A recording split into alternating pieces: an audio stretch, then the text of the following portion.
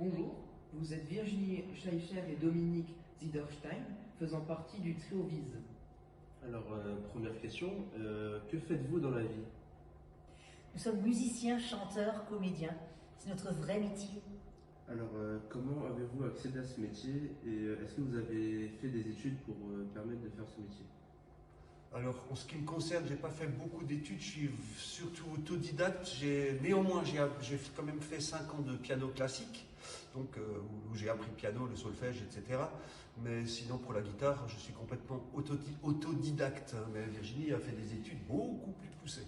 Mais en effet, j'étais au conservatoire de Colmar, dans la classe de hautbois de Daniel Brogien. Voilà, et puis au fur et à mesure des années, j'ai acquis un certain nombre de diplômes, pour dire, voilà, tout simplement en fait, de niveau supérieur. Et après, dans ce métier, c'est très souvent les rencontres qu'on fait. Les rencontres avec certains musiciens, avec certains artistes qui nous font en fait évoluer, grandir. Et après, effectivement, je me suis aussi formée en chant.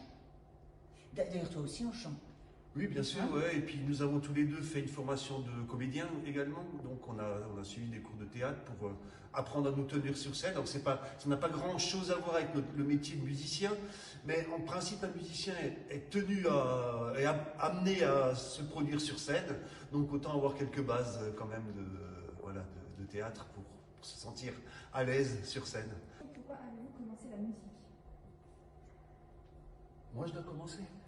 Bien, j'ai eu la chance quand j'étais au collège d'avoir un surveillant qui jouait de la guitare.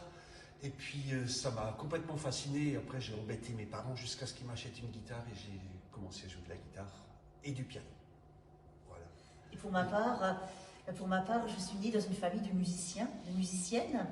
Et donc le goût de la musique m'est venu très très petite au berceau. Que signifie le nom de votre groupe? Vise, V-I, c'est Vie comme Virginie, Z, c'est Zinderstein comme mon nom à moi. Et vous choisissez vos spectacles de quelle manière? Vos choix sont-ils libres ou avez-vous des supérieurs?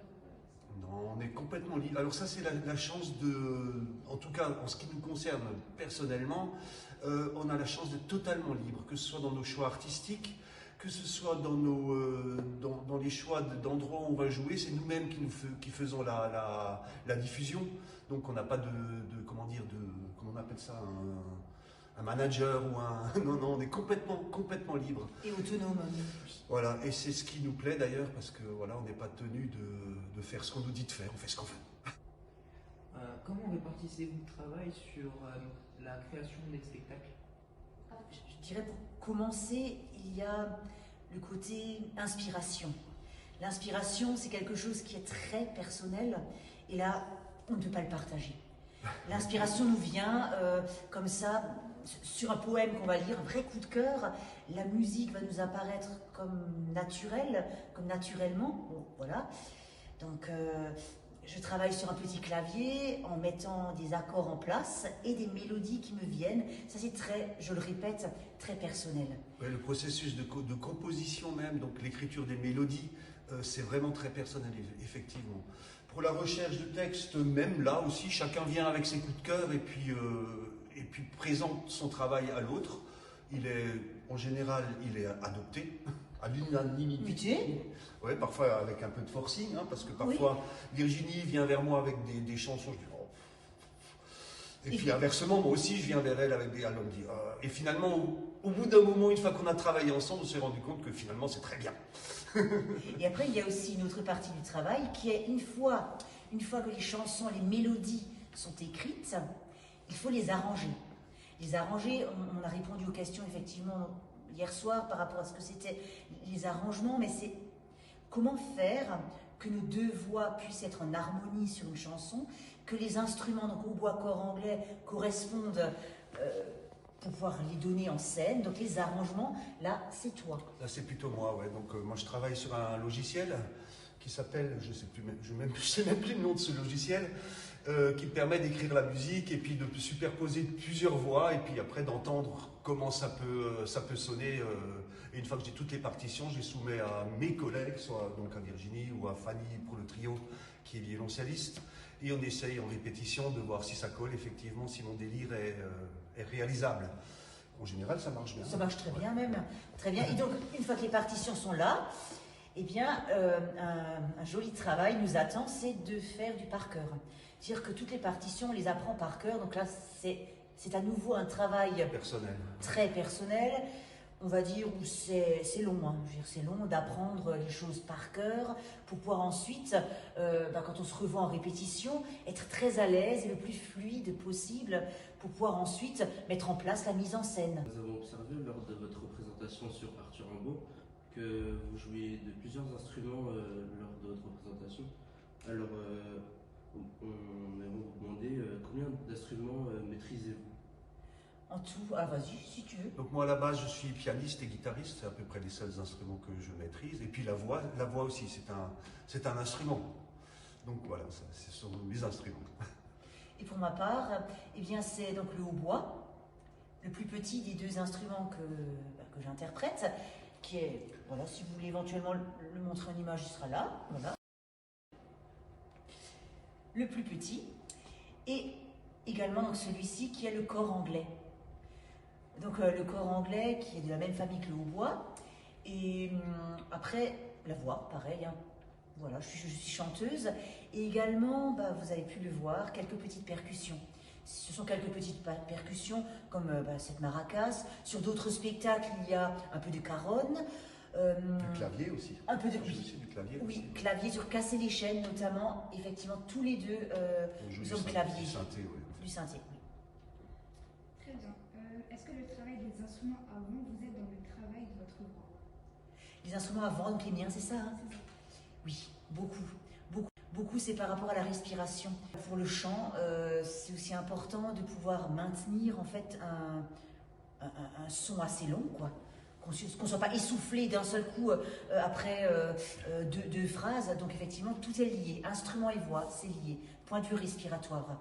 Oui, apprendre à respirer entre deux phrases musicales pour qu'elles ne soient pas coupées en plein milieu, ce qui nuirait à la compréhension et à la musicalité de l'ensemble. Et par contre, par rapport à la guitare, c'est pareil. Tu as aussi des Ah respirations. ben, dès lors qu'on fait un instrument, même si ce n'est pas un instrument dans lequel on souffle, il faut maîtriser la respiration. On ne peut pas faire sans. Alors, vous avez sorti un album sur Rimbaud et Verlaine, qui sont deux poètes du 19e siècle. Qu'est-ce qui vous a mené à sortir cet album? Alors déjà, je me Non, permets vas-y, de je t'en prie, répondre. non, Moi, si j'avais le choix, vraiment, et les moyens, je ferais un album avec toutes les chansons que nous avons écrites, parce que ça permet d'avoir un jalon dans notre carrière artistique, de voir un peu tout ce qu'on a fait. Alors déjà, ça c'est un premier point. Ensuite, Rimbaud, Verlaine, je crois que c'est plus Virginie qui vraiment avait envie d'enregistrer ses chansons. Et donc évidemment, moi j'ai dit oui, forcément. Et puis on s'est lancé dans cette aventure. Ouais. Et on a voulu vraiment respecter le côté très acoustique du spectacle. On n'a aucun effet particulier sur l'album Rimbaud-Verlaine. C'est nous, pur. Comme vous l'entendez en fait en scène, on n'a pas mis d'effet particulier, d'instrument. Quoi qu'on ait quand même rajouté notre violoncelliste Fanny sur la lune blanche de l'album, mais sinon on n'a rien rajouté d'autre. Ouais. On est vraiment resté dans quelque chose de très très fidèle au spectacle. Ouais. C'est la particularité de cet album-là. Très bien. Maintenant, une autre question. Pourquoi intervenir auprès d'élèves? Alors déjà, c'est vraiment une passion. En tout cas, c'est quelque chose que nous apprécions depuis tellement d'années. Depuis 25 ans, on propose nos spectacles auprès des collégiens, des lycéens, des enfants du primaire, parfois, ouais. même des études supérieures. Mais vraiment, c'est quelque chose, en tout cas pour moi, toi aussi c'est pareil, je le sais, mais je l'apprécie profondément. La rencontre du public jeune en scolaire, les échanges après, ce que les étudiants, les élèves nous renvoient, c'est la jeunesse, c'est l'avenir, c'est... Moi, ce que j'ai envie trop bien. Ce que j'ai envie de dire, en fait, c'est que la culture avec un grand C, hein, le fait d'apporter de la poésie, de la musique. Pour moi, c'est que comme ça qu'on pourra améliorer le monde et rendre l'humain plus humain, parce que c'est le propre de l'humain. Je n'ai jamais vu un animal qui peignait des tableaux ou qui écrivait de la musique. Vous voyez ce que je veux dire? Et l'idée de travailler, de jouer devant de la jeunesse, vous représentez l'avenir.